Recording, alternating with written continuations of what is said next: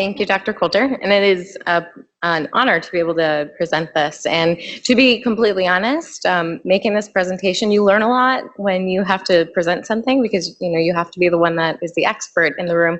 And I think it's true that a lot of us don't really know much about how we treat pregnant patients with hypertension because, quite frankly, it's just not that common that we are the ones seeing them.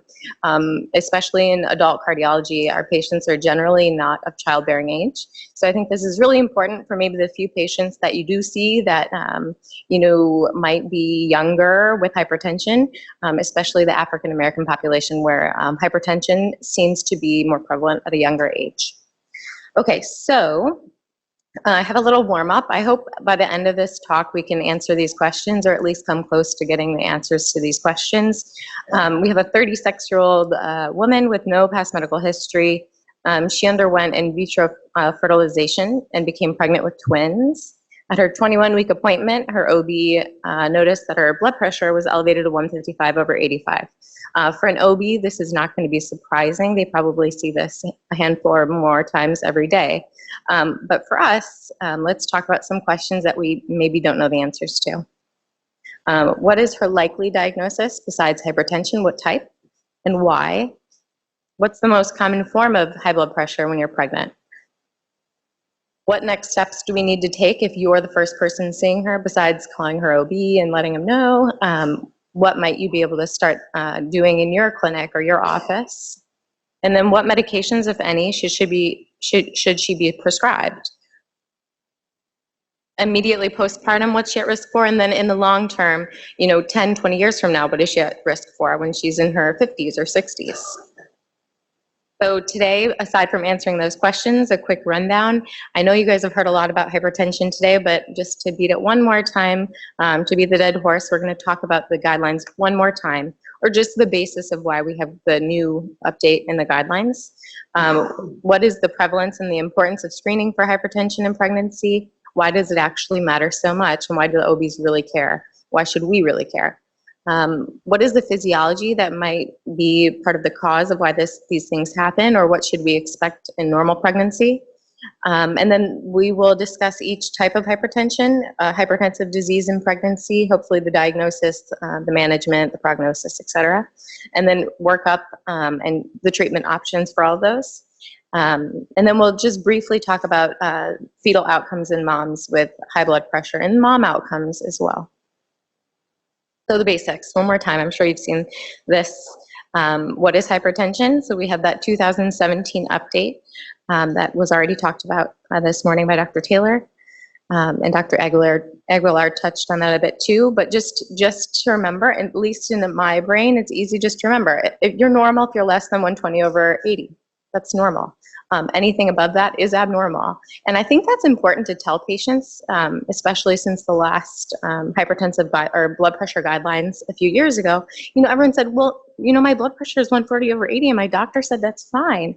And it's really hard to have that discussion, especially with your patients who don't want any more meds that, okay, yes, we weren't lying, we thought it was fine, but now we have more data. And it's important that since we have that data, that you use it. And whatever we can do to make our patients live longer, I think it's important for them to understand we're not just pill pushing. We want to, increase or decrease their morbidity and mortality. So just telling them, okay, what was fine 3 years ago isn't fine anymore, is a hard pill to swallow, but I think an important one for us to tell our patients. Of course, the patients, for sure in clinic with Dr. Coulter, I heard this at least once or twice. No, my blood pressure is never this high. It's actually just when I come here. And I think the best response to that I found is, I totally believe you because it might be true.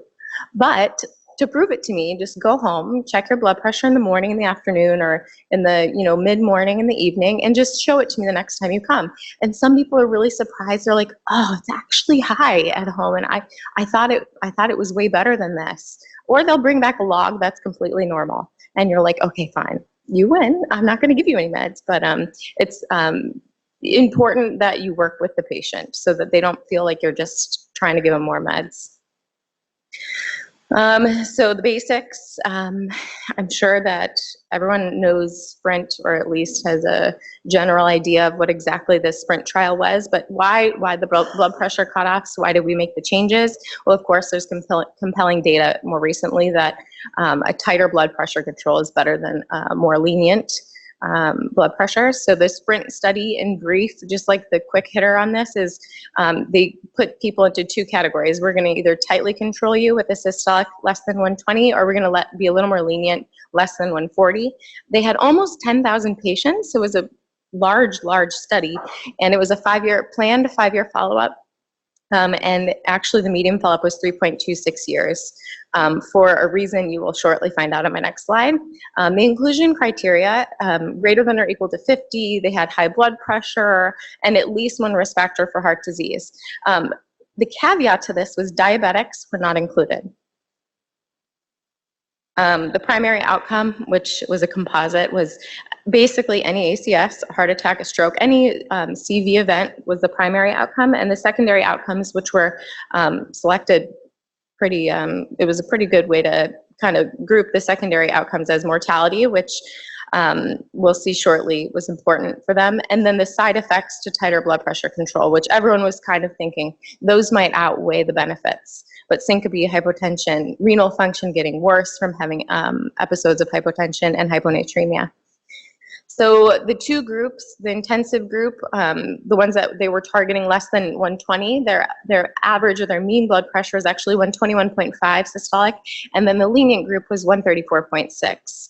The average meds they were on, 2.8 for the intensive group, and then 1.8 for the lenient group. So an additional pill per day on average for the patients that were in tight control.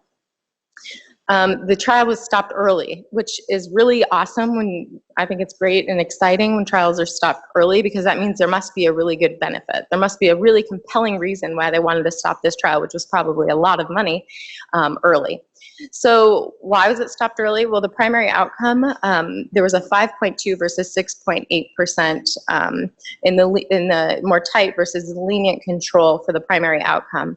It was driven, which is an important part, by CV death and heart failure. So two very concerning things that we all are motivated to decrease. So those are two important endpoints of the composite. And the number needed to treat was pretty reasonable, actually. For the primary outcome, 61, death from any cause about 90, and then death from CV cause 172, so a bit higher.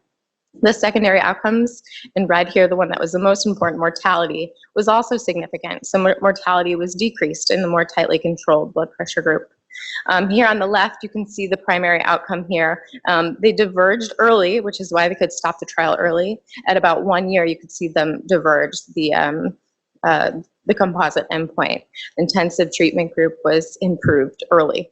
Same, death from any cause, it took a little longer, but you could see a divergence here at about 2 years. All right, and they did, of course, the subgroup analysis. Just for completion, I thought I would add this here, but in almost all of these subcategories for patients, almost all of them, except for here, you'll see female, more tighter control was better. So that's another important part of this trial. So now that we talked about hypertension and what is it for normal, quote unquote, normal people, non-pregnant people, let's switch over to what this talk is going to be more aimed at, and it's pregnant people. So again, like Dr. Coulter said, it's very different, the definitions we use for pregnant women compared to the general population. So what the big numbers to remember, severe hypertension in a pregnant woman is 160 over 110, greater than or equal to 160 over 110. They call mild hypertension when it's 140 or over 90 or lower, and then moderate is there in the middle. So why these cutoffs, you might ask? Of course, at the beginning, as we talked, most pregnant women are younger. So the risk of letting their blood pressure be a little bit higher for a brief period of time seems to be reasonable. And then, of course, the risk versus benefit of over-treating a pregnant woman who's, you know, growing a baby and hypoperfusing that placenta. Is the risk really worth it versus the benefit of 9 months of blood pressure control? This has been looked at, as you guys I'm sure can expect, multiple times, and the data is very conflicting.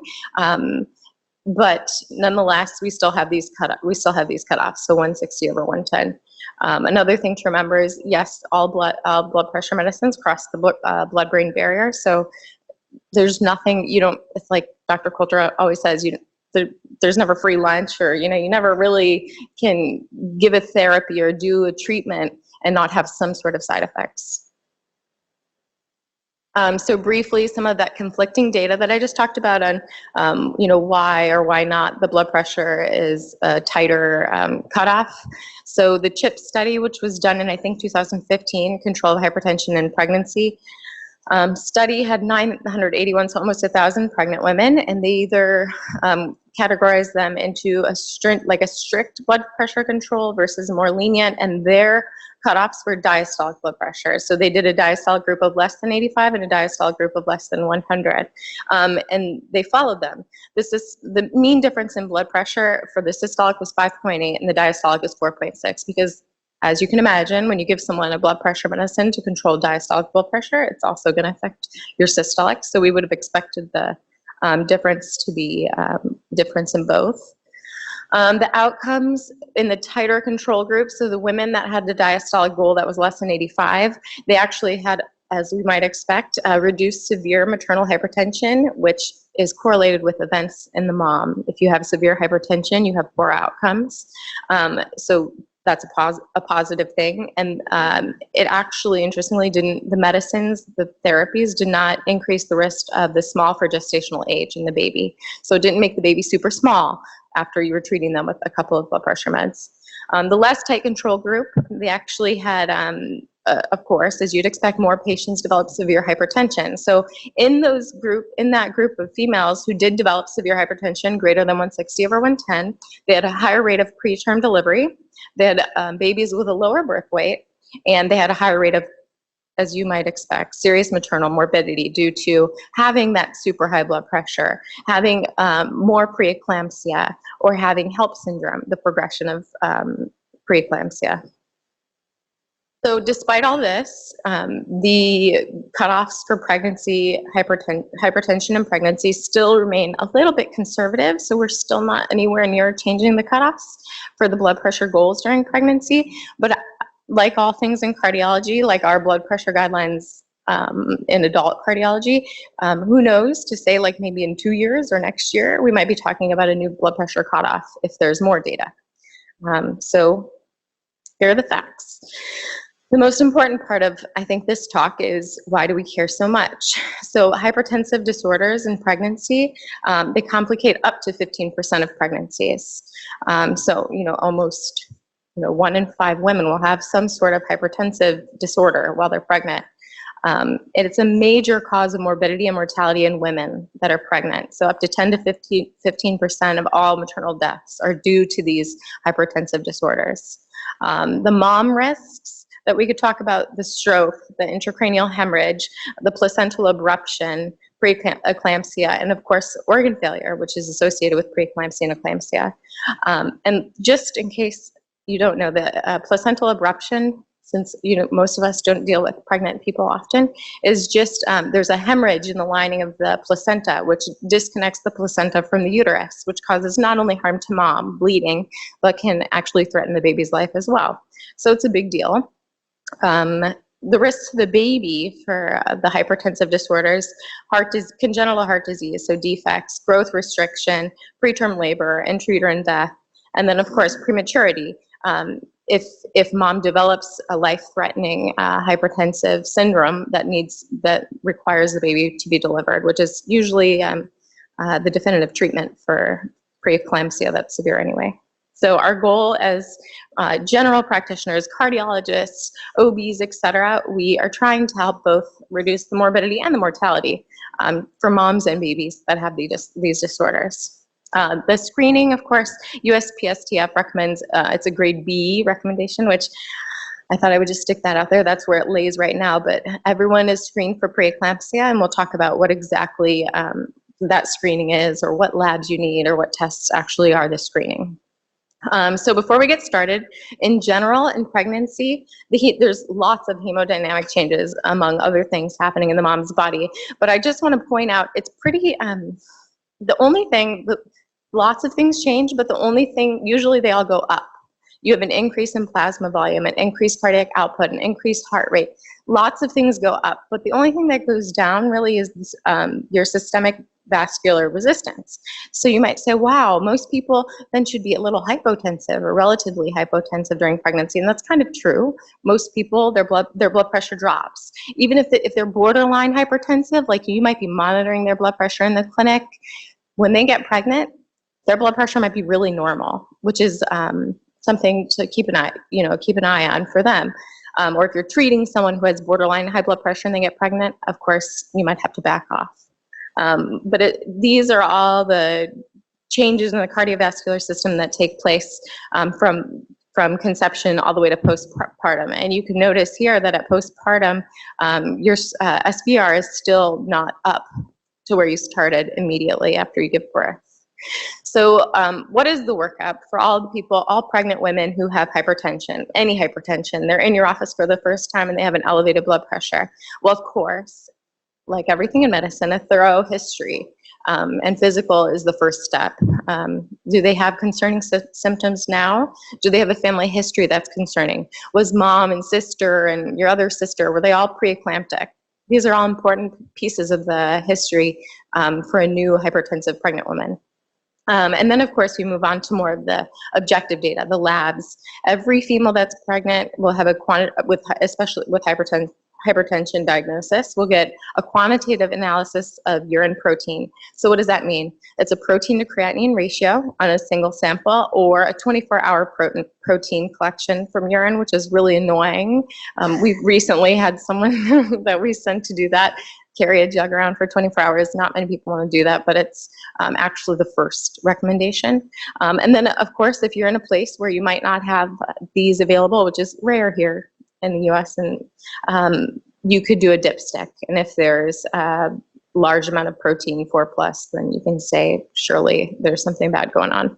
But it's recommended quantitative. And then next, you will always get a CMP and a CBC. And the reason you're going to get that is because those play roles in the diagnosis of what type of hypertensive disorder the patient has. A CMP, you're mainly looking for renal function and liver function. And then the CBC, you're looking for platelets.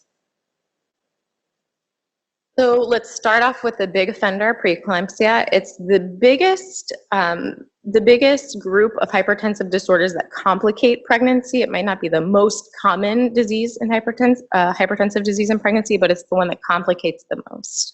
It's in 5 to 7% of pregnancies, which is actually relatively common if you think about it. I'm sure we can all name one person we know that was preeclamptic. And there's lots of risk factors: nulliparity, having prior preeclampsia, having, like I said, a family history of preeclampsia, having some sort of autoimmune disease, which you'll see shortly might play into the etiology of why people have this disorder. And then, of course, if you have chronic hypertension, you're at higher risk of having complications leading to preeclampsia.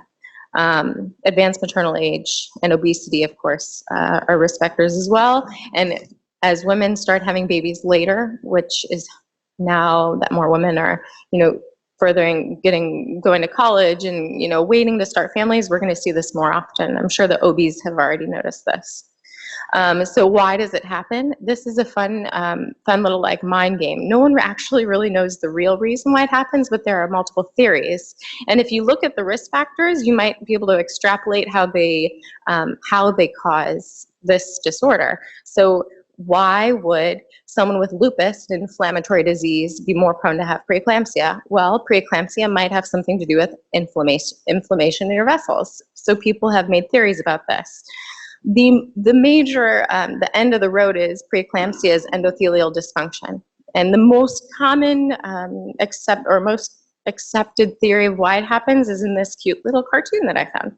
So why does it happen? Well, you have some sort of defective spiral where you have inflammation from whether it be lupus or you have a genetic predisposition, et cetera, or you have a placenta that's being hypoperfused and you're releasing inflammatory cytokines and inflammatory mediators, they all have effect on mom, leading to the blood vessels becoming dysfunctional or tighter or less relaxable, which then has downstream effects on the end organs, the kidneys, the liver, the brain. But it's a whole body kind of domino effect. It's not just the blood vessels, it's all organs, which has implications for monitoring mom and monitoring her symptoms very closely. So how do we diagnose the preeclampsia? This goes back to what's the blood pressure cutoff, and it has what are the results of those labs that you had ordered or you had the OB ordered. So the blood pressure cutoff is greater than or equal to 140/90 after 20 weeks of gestation in a patient that was previously normotensive. And they will have to have the protein in their urine above the cutoff. 0.3 protein to creatinine ratio or greater than 300 milligrams a day if you do that wretched 24-hour collection. If they don't have the protein or proteinuria, then the other could have this is the platelets less than 100,000, creatinine that's 1.1 or double of what their normal creatinine is. If their LFTs are much higher than they should be, 2 times upper limit normal, or they have visual disturbances, cerebral symptoms, pulmonary edema. And these are all things that you guys might remember HELP syndrome. I'm not going to dive deep into HELP syndrome, but those are all the complications of HELP syndrome: low platelets, elevated LFTs, hemolysis, etc. So even if the woman is not, she doesn't have a protein ratio that meets your cutoff, she still might have preeclampsia. So don't just dismiss that. Make sure you pay attention to the other lab studies that you've ordered as well and her symptoms. So the management, again, we're really lenient with pregnant women. We want the blood pressure to be less than 160/110. That sounds crazy. If someone walks into our clinic, we're like, oh my God, 160/110, what are you doing? But for pregnant women, this is what we allow, as long as they don't have end organ damage. If they do need blood pressure medicines, we all, I'm sure, can remember there's a big 3, a little triad that we all, if we've seen pregnant women on blood pressure meds, it's methyldopa, which labetalol, and nifedipine. And Dr. Coulter, I've been able to help take care of some of her pregnant patients that have high blood pressure on many meds, not just 1 or 2, but nifedipine seems to do quite the job. It's probably the best and the strongest if you're looking for bang for your buck, and it's a first-line agent now. If it's a high-risk patient with preeclampsia, like they've had multiple pregnancies with preeclampsia, or they have a history of early labor, premature delivery, you can consider a low-dose aspirin. And that's kind of like how we were talking about the lady that Dr. Pastalian was just discussing. Low-dose aspirin is actually okay for pregnancy, and ACOG, the American College of Obstetrics and Gynecology, approves of its use. So you can consider that for the higher risk preeclamptics. And if they are severely preeclamptic and you can't control their blood pressure, or they have some end organ damage, they need to go to the hospital and get IV labetalol, nicardipine, magnesium, etc. How does the preeclampsia kind of tie in with the heart? Since that's what we're here for anyway. You have all the things that we've discussed in the presentations prior. You have stiff vessels, which can lead to high blood pressure, which the high blood pressure leads to a stiff heart and diastolic dysfunction. And then maybe you have a little bit of MR, and when you add on the high blood pressure and a stiff heart, now you have more MR. So what seems to be just a pregnancy-induced disorder or state of being can also have real implications on how your patient feels, because the heart's also feeling it as well. So things to look for in an echo in a pregnant patient who's symptomatic, short of breath, out of proportion to just having a large pregnant uterus, is the diastolic dysfunction, the RVSP, RV systolic pressure, and the overall function, which can be affected. Definitive therapy, of course, for this disorder is delivery. And the ACOG and their guidelines try very hard to keep the woman pregnant as long as possible until they really need her to deliver the baby, so that the risks of delivering the baby early don't outweigh the benefits of keeping her pregnant. Okay, so what is superimposed preeclampsia? This is kind of a complicated topic because it's patients who have chronic hypertension, so they have hypertension before they got pregnant, and or gestational hypertension, what they develop when they're pregnant, that is then superimposed by they in addition develop preeclampsia. It can be difficult to tease out, especially in the chronic hypertensive patients, but up to 10% of the chronic hypertension patients might have preeclampsia without the proteinuria. So it's that group of patients that doesn't fit, isn't the cookie cutter preeclamptic. It's a patient who you've seen in the clinic for a while, but their blood pressure starts to creep up, and it either creeps up to a point where it's like, wow, you only required 2 blood pressure meds. Now we have you on 4 and it's still not controlled. This should be a red flag, especially if they're otherwise, asymptomatic. Again, if they become symptomatic with increasing shortness of breath, pulmonary edema, that's a red flag that they're now moved on to preeclampsia from their chronic hypertension. This is a little controversial, but in those patients, in patients who might be at risk for preeclampsia, you might say, well, why don't we have a way to monitor the chronic hypertensives to maybe have a marker earlier that they're going to develop preeclampsia? Well, there is a lot of work being done and has been done on biomarkers that might be circulating that can cue you to say this chronic hypertensive patient will have preeclampsia in the future. But the ACOG does not endorse them because they're just not as specific as they need to be right now. Doppler velocimetry, which is Dopplering the uterine artery, actually is helpful, but again, it's not recommended. So just close history, physical, and monitoring of labs, et cetera, is the way to check when these women's transition to preeclampsia. The chronic hypertensive, which you guys will probably be the most interested in, is mostly adult practitioners. For them, again, the diagnosis is 140/90, which for us is not true, but for them, chronic hypertensive is that cutoff, and it's hypertension diagnosed before pregnancy or before 20 weeks. So if it's after the 20 weeks and they've never been hypertensive before, it's not chronic hypertension, obviously. Or you can diagnose someone as chronic hypertension if they remain hypertensive for greater than 20 weeks after they deliver their baby. What's the overall incidence? It's really low, like I said, because usually people with chronic hypertension are too old to have a baby, but the incidence the highest in older patients, African American, and obese.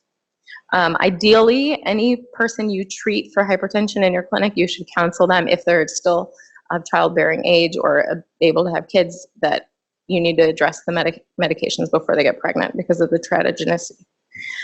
All right, so what is the increased risk for pregnant patients with chronic hypertension? Up to 25%, 1 in 4, again, will move from chronic hypertension to have that superimposed preeclampsia. And then for the uncomplicated chronic hypertensions that don't develop preeclampsia, they're still at a higher risk for having a C-section or postpartum hemorrhage. So you might have, smooth sailing all through pregnancy with your chronic hypertensive patient, but know that there's still risks. Even if you made it to the finish line, they still have risks during delivery. Again, if you have the superimposed preeclampsia, it's worse, high risk for placental abruption, small for gestational age, premature delivery, et cetera. In patients with chronic hypertension, this is one of the things that I learned while trying to prepare this, is there's an up to 80% greater risk of your fetus having a congenital heart defect if you have chronic hypertension. And what came first, the chicken or the egg? We don't really know. Is it because, we do know that the risk is higher of having the congenital heart defect, even if you're not on therapy, medical therapy. So it's probably not all just being treated with pills that's causing this. It's probably a little bit of both. The risk goes up if you need to be treated, but is it because the blood pressure is higher that the defect is there? Or is it because you're treating that blood pressure? Not certain, but counseling, of course, on these risks is required, really. It should be required. If you have a patient who can have a baby who has chronic hypertension, they need to know this, that if they get pregnant, there's a risk.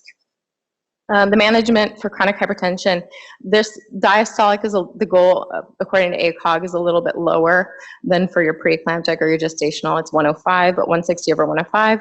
And it's the same, it's kind of like, I'm a broken record up here, but the same medication you would use, methylphenidate or nifedipine. The big thing to remember for the chronic hypertensives is anyone who's on an ACE inhibitor, an ARB, et cetera, an aldosterone receptor antagonist, they need to be taken off that if they're planning to get pregnant. It's just as simple as that.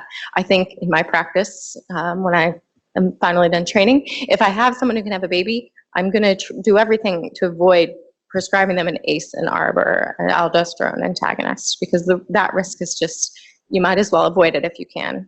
And then, of course, the chronic hypertensives, they're at high risk, as were the previous group that we discussed. So you can consider a low-dose aspirin if you are worried about them being complicated. Moving on to gestational hypertension, it's the most common reason that a pregnant woman will be hypertensive. It's a temporary increase. It's often called pregnancy-induced hypertension, and it occurs just like preeclampsia after 20 weeks, but there are no lab abnormalities. It's 6 to 17% in nulliparous women and 2 to 4% in multiparous. The increased risk is multifetal pregnancy, obese, overweight, all the common kind of risk factors for the hypertensive disorders we previously discussed. That cutoff for therapy, again, I feel like I've said it a million times, 160 over 110, and don't treat them unless you really have to. What is their prognosis? If you have a female that you see for this gestational hypertension in your clinic, 25% with the chronic or gestational hypertension develop the preeclampsia. So they're just kind of like the chronic hypertensives, they're at risk. 20% will probably have gestational hypertension again if they get pregnant again. For me, being an adult cardiologist, I think a very important point is ask your female patients if they were preeclamptic, if they had gestational hypertension, because it actually does affect their risk in the future. It is definitely a marker. We don't know exactly why, but for chronic hypertension to develop and cardiovascular disease to be present in the future. And we'll dive a little bit deeper into that. So the baby is delivered. We got her through. Now what? Don't forget that the preeclampsia and eclampsia can still develop post-delivery, so up to 4 weeks. And monitoring the blood pressure up to 72 hours is the recommendation, the official recommendation from ACOG, and again in 7 to 10 days. And really, patient education is where this fits in, because as any of us know who've had kids, they don't keep you in the hospital for very long anymore, so you're out on your own. Educating patients on symptoms of uncontrolled blood pressure or eclampsia, very important. Headaches, abdominal pain, visual changes, all very important. And then the CV outcomes that I briefly mentioned later in life for the gestational hypertensive patients and even the preeclamptics. Apparently, there's a twofold increase in CV disease for all women with a history of preeclampsia, and preterm delivery less than 34 weeks. In the setting of preeclampsia, it was an 8 to 10-fold increased CV risk. They tried to adjust for preeclampsia being the main driver of this versus other reasons, and they couldn't attribute it just to preeclampsia, and maybe it has to do with the risk factors that exist in patients with preeclampsia. But nonetheless, when you see a patient, ask them, did you have preeclampsia? Did you have high blood pressure? Did you have any sort of disorder of your blood pressure when you were pregnant? It matters. And then recurrent preeclampsia, I had an increased CV death and disease earlier in life than women who only had preeclampsia in their first pregnancy. So pregnancy history matters. That's the take-home point from all of those. Aside from how to manage them, it matters. When you see a new patient, you should be asking, when did they have menopause? How many babies did they have? And what were the cause or the complications, if any, of those pregnancies? So back to the warm-up, because I'm getting tired of talking about 160 over 110, probably as much as you're sick of hearing me say that. So the 36-year-old lady with the IVF and the twin pregnancy with a blood pressure of 155 over 85. What is the most common form of hypertension in pregnancy? And I hope we can all say that's gestational, but Preeclampsia is the most common one to complicate it. What are the next steps? CBC, it's kind of like when someone gets admitted to the hospital, what are you gonna do? CBC, CMP, maybe get some urine studies, but every single person with high blood pressure and pregnancy needs that. What's her likely diagnosis? Again, gestational, as long as all of her labs are okay. What medications, if any, would you prescribe? None, because she's relatively uncomplicated if her labs are okay and her blood pressure is less than the cutoff last time of 160 or 110. And immediately postpartum, what's she at risk for? Of course, no matter what, she's still at risk for the preeclampsia, anyone with elevated blood pressure during pregnancy, and she's at risk for recurrent gestational hypertension in the short term, but long-term hypertension and CV disease, which she should be counseled on. Here are my references, and thank you, and there's my little one that I had.